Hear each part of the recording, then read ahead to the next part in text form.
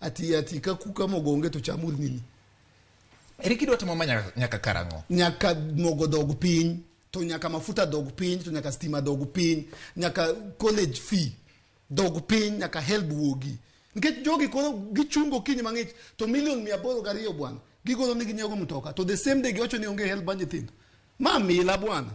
To ono digo koko poka chako to lamnoro Nyasaye. Adwa go nduru every day for 14 days.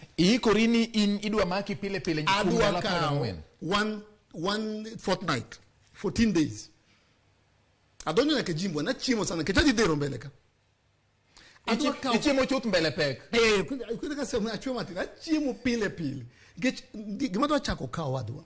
Adwa kao 14 days. Yes. Ma en work teach nyaka work teach. Kendo work nyaka non stop. Idhi kanye, iwuok idhi kanye sami idhi. Ngeni jokitia buogo bwana. Gitamo baba donjo town ke ngeni baba kini di mandamana kichi otoria an kodi okangisgi. Iluor ne kiwacho kata ginyalo fwenyo. Chima na wacho na dimi oji mogo donga do gigenga okameji mogo. Mogo miwacho ni chiwo ka, ing'iewo gi pesa ni. Pesa na. Rate mungiso serikal ni ka iri Omondi kijana matin. The little man go nyalo miyo joma mine. To win kaka serikal, you can do better.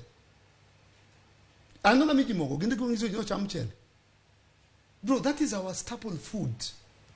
Chal nga mangiso ja China no cham kuon. Gichamo mchele. Mogo.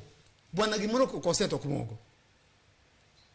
Ugali kuon is a Kenyan staple food. It is a requirement in every Kenyan household. Ere Omondi nitiere